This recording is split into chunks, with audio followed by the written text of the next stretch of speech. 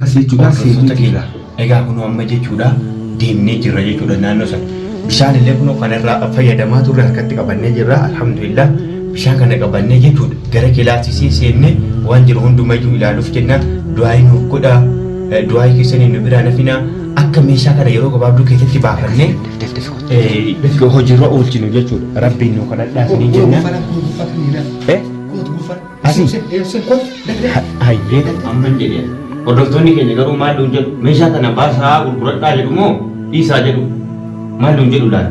Nutis ammoo kan namaan barbaanne kan obboleessa keenyaa waan ta'eef isatti immoo naa barbaada haqa koo jedhe waan ta'eef dirqama meeshaa sana jechuun barbaannee bakka inni jiru baasnee gara maallaqaatti illee sharafnee Yusuufin bira dhaabbachuu qabna. Maaliif inni humna hin qabu yeroo ammaa kanatti maallaqa hin qabu waan ta'eef obboleettii isaa waan ittiin galfatu hin qabu ofii isaatiifuu waan ittiin socho'u hin qabu as keessatti wantoonni nuti argataa turre kanumaa fi gaara gidduutti dhumte jechuudha. Maaliif bishaan nyaata yeroo argamutti jechuudha. Maallaqaan bitamee kan isaa ergamaa ture akkuma kaleessa hin gaddaarraa argaa jirtan jechuudha. Hordoftoonni keenya argaa jiran sanatti nurkaa dhumate jechuudha.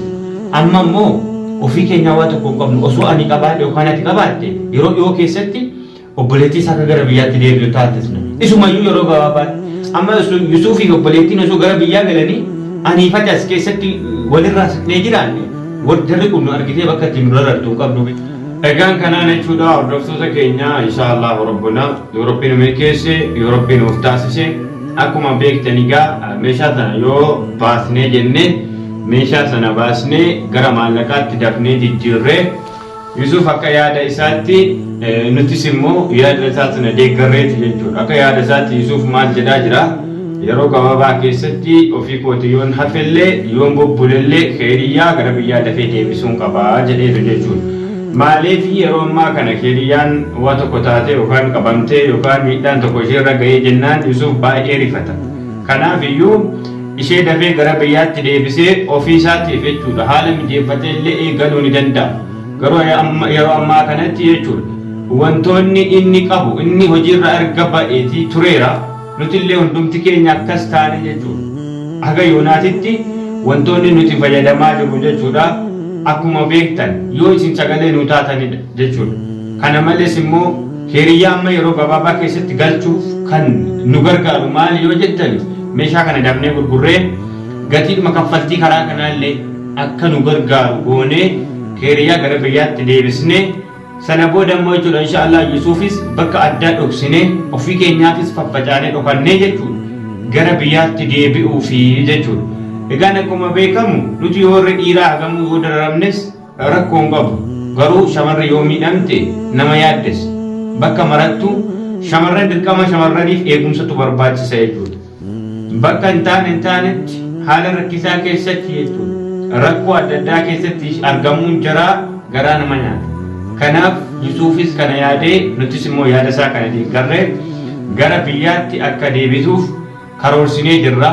Amma gaaraa gadi deebitee isheen mana geessee jennaan mana duraanitti osoo hin deebisin bakka biraa dhoksinee akka isheen gara biyyaa imaltu taasisne jechuudha Yusuuf wajjin. Nutis ammoo bakka fagoo dhokannee yoo rabbi nu gargaare walitti dhufnee gaafficha gara biyyaa akka deebinu taana jechuudha. Kana irratti du'aa nuuf kadhaa isiniin jenna. Alhamdulillah wama hundaafiyyuu namoota keenya sirkaa baafannee fixnee jirra amma jechuudha. Faayoon waraan isheen harkaa faffaca'uutti jira. Kana qophaa ishee gaara keessatti artee jirti jechuudha. Nu kaleessa yoo isheen nu miidhallee haga feete yoo isheen nu dararteeyyuu yoo har'a gara biyyaatti kan deebinullee taane tola ooltummaa isa rabbirraa ta'e rabbiin bakka isheen haftee jirtutti isheef illee qajeeluma isheef haa kennu jenna jechuudha. Keessa bal'annee osoma isheen nu miitee jirtu osoo isheen wal nu jibbisiistee jirtu osoo isheen diina walitti nu gootee jirtu jechuudha. Kaleessa dheengaddarraa sana hundumaayyuu rabbiif jecha keessa keenyaa dhiisnee isheedhaaf rabbi qajeeluma haa kennu rabbi ishee haa qajeelchu daandii sirrii irratti jennee gara biyyaatti deebi'uuf deemna. Du'aa keessaniin nu faana ta'aa isiniin jenna. Akkuma agartanii nutis amma manas kan duraanii jechuudha gadhiisnee jirra jechuudha. Mana biraa jirraa maaliif yoo jettanii Yuusuf ayyuu achi gad dhufanu hatta guyyaa lama maan taane boqochuun barbaachisaadha. Maaliif jennaan gaara keessatti miidhamaa ture jechuudha. Qabbanaa aduun beelaan eeguun jechuudha. Achitti dararamaa jiran waan ta'eef nuti dirqamnee wanti mana biraallee kireessinee jijjiirraa jechuudha. Wanti mana biraa kireessineef yeroo achi gaddachaan akka boqonnaa fudhatanii jechuudha. Hafuura fudhatanii hara galfatanii achi deemaa. Innaa akkas jechuudha. Dirqama nuti wanti illee mana biraatitti jijjiiranneef mana kanallee ni beekte jechuudha. Faawwanii waraanis ni beeka.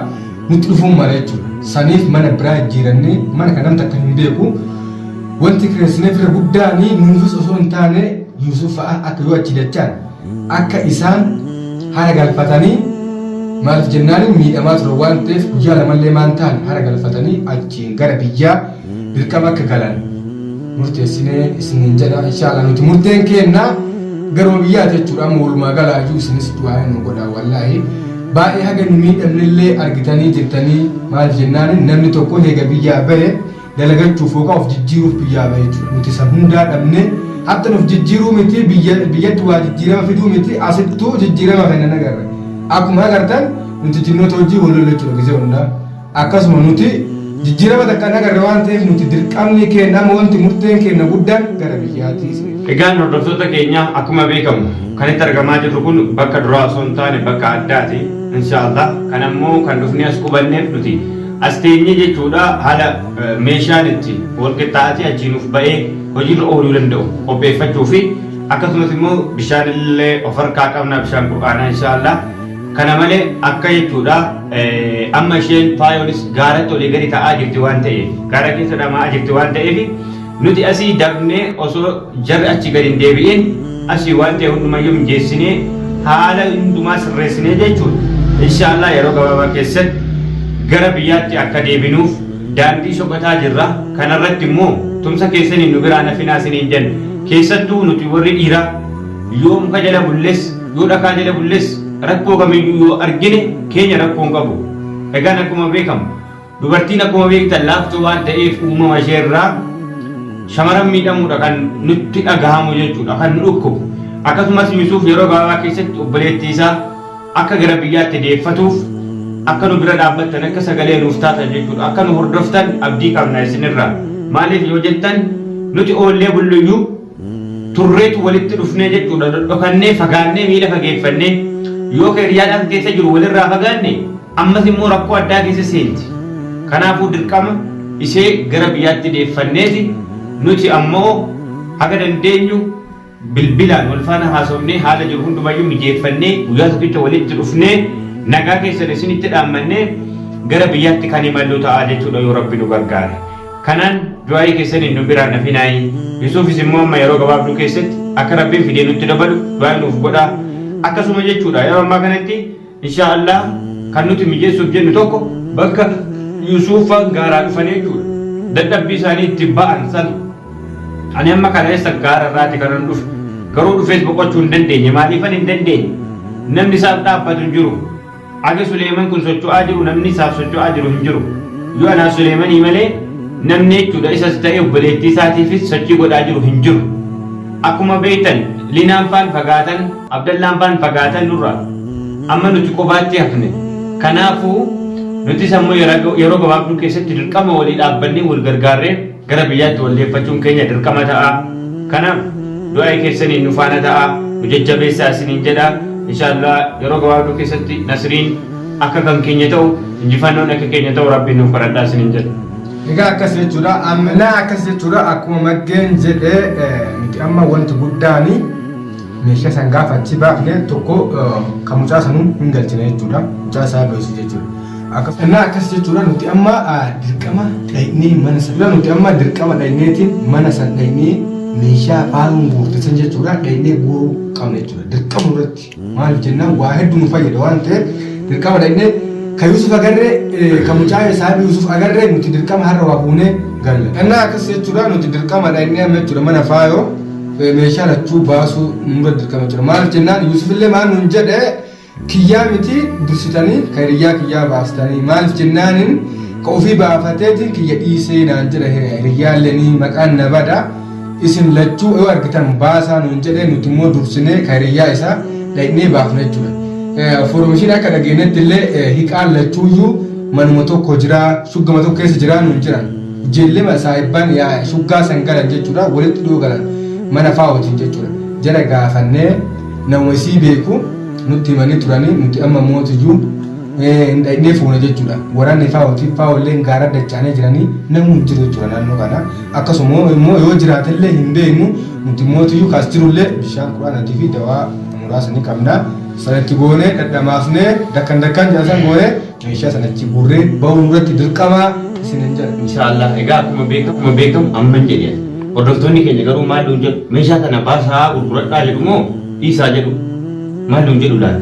Nutis ammoo kan namaan barbaanne kan obboleessa keenyaa waan ta'eef isatti immoo naa barbaada haqa koo jedhe waan ta'eef dirqama meeshaa sana jechuun barbaannee bakka inni jiru baasnee gara maallaqaatti illee sharafnee Yusuufin bira dhaabbachuu qabna. Maaliif inni humna hin qabu yeroo ammaa kanatti maallaqa hin qabu waan ta'eef obboleettii isaa waan ittiin galfatu hin qabu ofii isaatiif waan ittiin socho'u hin qabu as keessatti wantoonni nuti argataa turre kanumaa fi gaara gidduutti dhumte jechuudha. Maaliif bishaan nyaata yeroo argamutti jechuudha. Maallaqaan bitamee kan isaa ergamaa ture akkuma kaleessa hin gaddaarraa argaa jirtan jechuudha. Hordoftoonni keenya argaa jiran sanatti nurkaa dhumate jechuudha.